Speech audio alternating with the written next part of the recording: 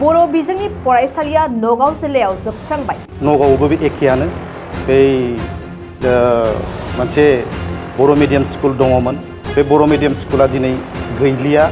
खौसेथि बर' सुबुं आफादा आसामनि दाब दाब जिल्लाफोराव मावफुं जथुम्मा खुंनाय बायदियै दिनैबो नगाव जिल्लानि कथियातली बाख्रा गाव जानानै थाङो। लोगोसेयैनो नगाव जिल्लानि बर' रायजो राजाफोरा हा हुनि जेंनाफोरखौ थाबैनो सुस्रां लुबैदों। बिथांमोना फोरमायदों दासिमबो हा हुनि जेंनाफोरखौ सुस्रांना होआखै होननानै।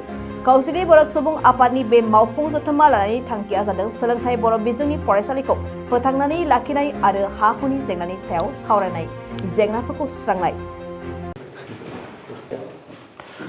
गिबियावनो नोंथांमोननि बे गासै चेनेलनिसिम जों खौसेथि बर' सुबुंनि आफाद जानानै गोजोननाय जासिबाय। नोंथांमोनहा जोंनिफ्राय बेहाय फैनानै जोंनि जिथु माखासे थासारि बा खौरां बेखौ बुथुमफैनायनि थाखाय। जायखिजाया जोङो नैबे जिथु दिनैनि मेल बेबायदि मेलखौ थांनाय दाननि 12 थारिखनिफ्राय बिदिनो गाबोबाय थादों। जोङो मा होनो बङाइगावनिफ्राय लानानै धुबुरी, धुबुरीनिफ्राय संकस सदियासिम ओरै गासै कार्बि आंलं, गलाघाट जों गासैबो गाबोजोब्बाय। एसे नैबेहाय साननैसो गेप थानानै जोङो आरोबाव दिनै हान्थिफिनदों। दहाय एसे आगोलसो जोङो मरिगाव जिल्लायाव गाबोबाय। दा बे एखेयानो प्रब्लेम, जेरावबो जोंनिया बे एखे प्रब्लेमानो, हा हुनि प्रब्लेम, माखासे स्कुल एबा सोलोंथाइनि प्रब्लेम। दा बेफोरबादि गासै जिखिनि प्रब्लेम्सफोर बेखौ लानानै जोङो दहायबो मरिगावआव बेखौ सावरायबोदों आरो बेखौ जोङो माबोरै समाधान खालामलायनो हागोन बिनि माखासे जिथु वे बेखौ जोङो नागिरलायबाय थादों। आरो नैबे नगावआवबो बे एखेयानो बै मोनसे बर' मिडियाम स्कुल दङमोन बे बर' मिडियाम स्कुला दिनै गैलिया। थांनाय बाराव जोंनि आफादगिरिया फैनानै बे जायगायाव मेल मोनसे बा मिटिं मोनसे खुंहैदोंमोन। दा बेयाव नुनो मोननानै जों जोबोद दुखु नांदों। जोंनि बर' मिडियामा दिनै जोबस्रांलांबाय थादों। दा बेहाय ओंखायनो बे एरियानि गोरों गोरा एबा जोंनि खौसेथि बर' सुबुं आफादनि दैदेनगिरि बिथांमोनहा जोबोद हास्थायदों जे स्कुलखौ आरो खनसे बिदि खुलिफिनबावनानै मोजाङै मोजां जोंनि बर' गथ'फोरखौ बर' बिजोंजों फोरोंलांनाय बा फोरोंनानै मोनसे मोजां लामाजों लाबोनायनि थाखाय। आरो बिदिनो थिग हा हुनि समस्या, जेरै गोबां जायगायावनो बर'फोरनि प्रब्लेम्सआ हा हु। जोङो मेक्सिमाम नुनो मोनदों मा होनो मोनफ्रोमबो जिल्लायावनो जों दिनै 22टा जिल्लायाव गाबोबाय बा खुंबोबाय बेबायदि माखासे बा जोङो हाबबोबाय जोंनि आफादनि माखासे दैदेनगिरिफोरखौ लानानै वार्कार्स मिट जिथु खुंबोनाय बेयाव मोनफ्रोमबो जायगायावनो जों नुनो मोन्दों हा हुनि प्रब्लेम। दा बे थिग बिदिनो बे हा हुनि प्रब्लेमा जोंनि बे नगावआवबो दङ। जोंनि बेयाव लावखवा होननाय मोनसे जायगा दङ। बे लावखवायावबो बिदिनो माखासे हा हुनि प्रब्लेम्स दङ। आरो ओजोंहाय बरबिल, बे बरबिलावबो जों बरबिलाव गोबां खेब मालाबा सम बेबायदिनो नटिस गोलैनाय माबा गोलैनाय बेबायदि समाव जों थांबाय, रायज्लायहैबाय। मोनसे समाव BPFनि मन्थ्रि जि समाव माने प्रमिला रानिया बायदेवा माबा फरेस्टनि मिनिस्टारमोन, बे समावबो जों ज' जाजाय थांनानै खनसे मिटिंबो खुंहैदों। जों सानदों माने थाबैनो मा होनो समाधान जालांसिगोन बा मोजां जासिगोन होननानै। खिन्थु दिनैहालागैसिमबो बे जिथु जेथो जेंना जिखिनि थासारि बे जोबनो थाङाखै। दा जोङो बेखौ नैबे जिथु फैगौ जिथु कनफारेन्स, बेफोर कनफारेन्सआव जोङो रायज्लायबाय थागोन। रायज्लायनानै जों मारै बिनि वे जिथु समाधान खालामनाय जिथु लामा बेखौ जों खालामलांनो नागिरदों। आरो जोङो सोरजों रायज्लायोबा सोरनिसिम थाङोब्ला मोजां जागोन बेखौ जोङो सावरायलांबाय थानो नागिरदों।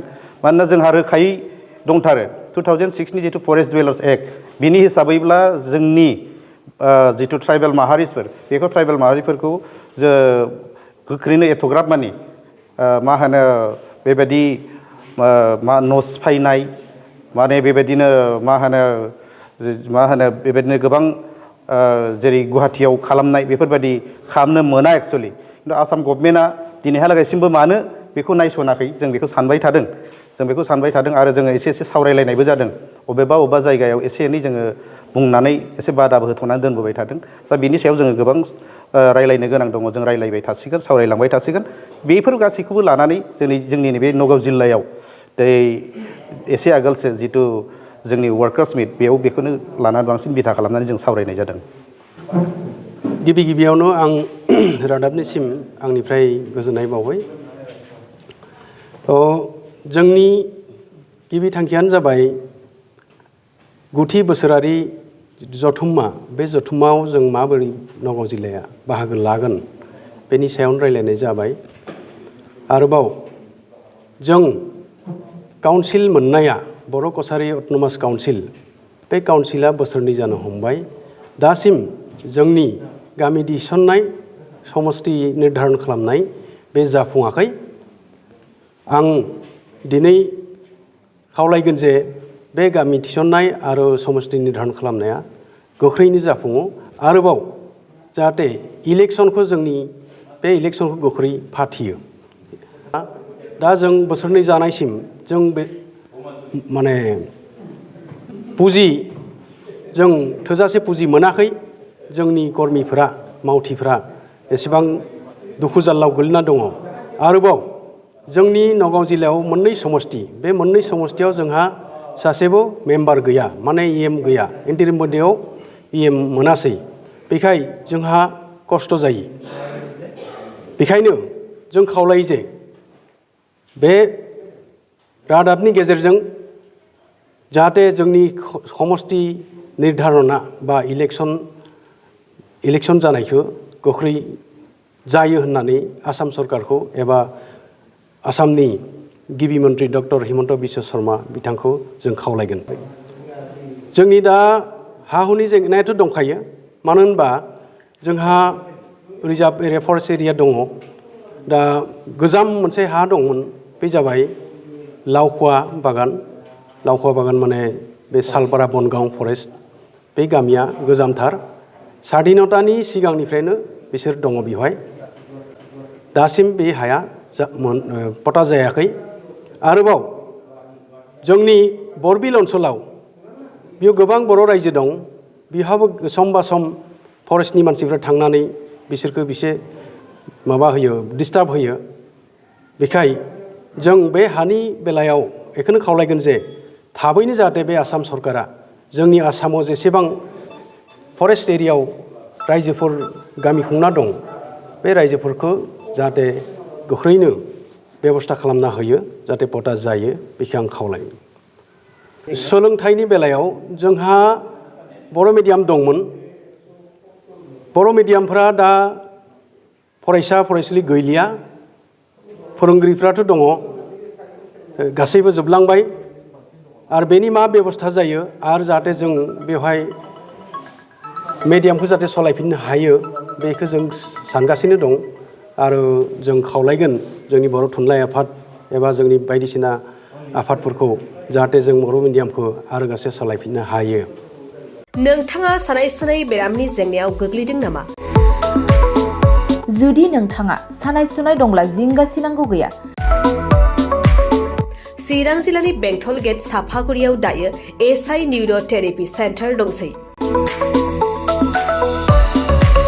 बे थेरापि सेन्टाराव नोंथाङा गोरलैयैनो देहानि सानाय सुनायखौ फाहामथाय लानो हागोन।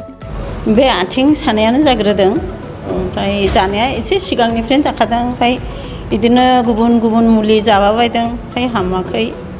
दिनैनि ट्रिटमेन्टआ आङो एसे मोजां मोनसिनबाय। जेरै सिं सानाय, आफादावरि सानाय, मोदोम जरा सानाय, आइजोफोरनि जेंना, खर' सानाय बायदि बेरामखौ फाहामनाय जायो। लोगोसेयैनो बे सेन्टाराव थानानै फाहामथाय लानो हानायनिबो सुबिदा खालामदों। नोंथांमोनहा एसआइ निउर' थेरापि सेन्टाराव फाहामथाय लानो गोसो दंब्ला नैबे मबाइल नम्बर 7620160459 नङाब्ला 9476977956 आव थोंजों सुलाद लानो हागोन।